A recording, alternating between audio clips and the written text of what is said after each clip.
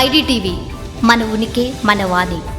అసలు ఏమాత్రం పట్టించుకోకుండా అందరినీ బలవంతంగా బయటికి లాగి మరి కూలగొట్టడం జరిగింది. ఇక్కడ హైడ్రా డిపార్ట్మెంట్ మొత్తం చేస్తున్న బీభత్సం మీరు కళ్ళారా చూస్తున్నారు విజువల్స్ లో. పండగ ముందు ఈ రోజు ఇది బతుకమ్మ, ఈ రోజు పండుగ. లైట్ మేము తడకలు వేసుకొని ఉంటాం సార్. లైట్ ఇవ్వమని సార్. చీకట్ల పిల్లలతో ఏం పండుగ చేసుకోవాలి సార్? మేము బతుకమ్మ పండుగ అంటారు, ఏం పండుగ చేసుకోవాలి? మేము పండుగ లేకున్నా సరే పండగ ముందు మా బతుకులు చీకటి చేశారంటూ ఇక్కడ లోకల్ పీపుల్ పడుతున్న బాధలు మీరు చూస్తున్నారు. ఇప్పటికైనా హైడ్రా రంగనాథ్ గారు ఇవన్నీ చూసి ఇప్పుడైనా డిసిషన్ మార్చుకుంటే బాగుంటుందని చెప్పి లోకల్ పీపుల్ అందరూ అనుకుంటాం జరుగుతుంది. నమ్మకం సార్ మాకు పేదలకు. ఎవరి మీద నమ్మకం బతకాలి చెప్పండి? మేము పేదలం ఎవరి మీద నమ్మాలి? కొండల కోణంలో బతికేటోళ్ళ వల్ల మాకేం ఆధారం లేదన్నా. రక్త పింజర్లు తాసుబాబులు తిరుగుతాయి అన్న. కరెంటు కూడా కట్ చేస్తే ఎట్లా బతకాలన్నా? ఎట్లా ఉండాలన్నా? మరి ఏడికి పోవాలా? మేము మీరే చెప్పండి. చాలా మంది తీసుకుని పుట్ట పోసారు. ఏడికి పోవాలా? పిల్ల చిన్న పసిపిల్లతో ఉన్నాం. తాసుబాబులు రక్త పింజర్లు తిరుగుతాయి. పొట్టు కొట్టితే మరి ఇదే పద్ధతి. మాకు డబ్బులు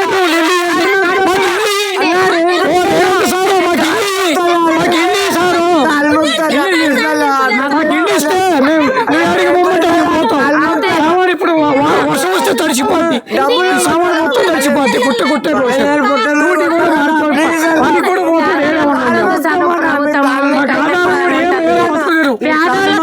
కొట్టకండి. ఇంత కొడుతున్నారండి. ఎందరు మంది ఉతురు ముట్టి వాళ్ళకి ఏం బామా ఉన్నోళ్ళు కొడితే ఏదైనా కట్టుకోండి సార్. మాలాంటి కడుపు కొడితే ఏం దొరుకుతుంది? ఎలక్షన్ అప్పుడు మీకు అది ఇస్తాం, మీకు ఇల్లు ఇస్తాం, అవి ఇస్తాం, పైసలు ఇస్తాం, పిల్లలకి స్కూల్ ఫీజులు కడతాం, పిల్లలకు అవి ఇస్తాం అంటే ఉన్న లైట్ మీరు చేస్తే ఏమి ఇస్తారని ఎవరి మీద నమ్మకంతో బతకాలి మేము. ఎవరు నమ్మకంతో ఓట్లు వేసి గెలిపియాలి మేము. ఏంది గెలిచింది అక్కడ మీరు ఇప్పుడు ఓట్లు వేసిన నాయకులకి మీరు ఏం చెప్పదలుచుకున్నారమ్మా? ఒకసారి చెప్పండి. ఇప్పుడు వేయదలుచు మాకు న్యాయం చేయాలి. వాళ్ళు ఇప్పుడు ప్రభుత్వం ఆయన దగ్గర ఉంటే నిజాతం ఉంటే మాకు ఇల్లు కట్టించి నీడ లైట్ ఆయన లేడు. ఉన్నోళ్ళకి మేమేసిండు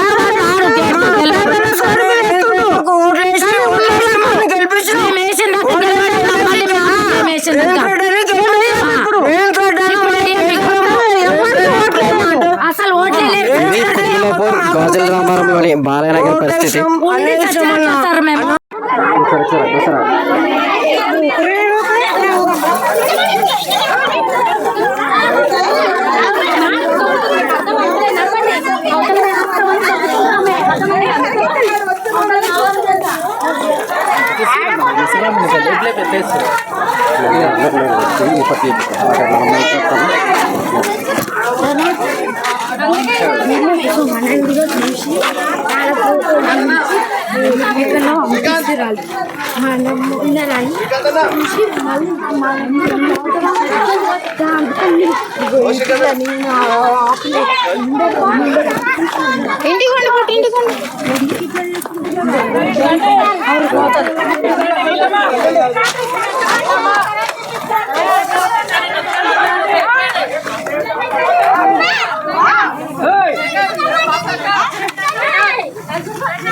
ఇక్కడ వచ్చారు గరీబ్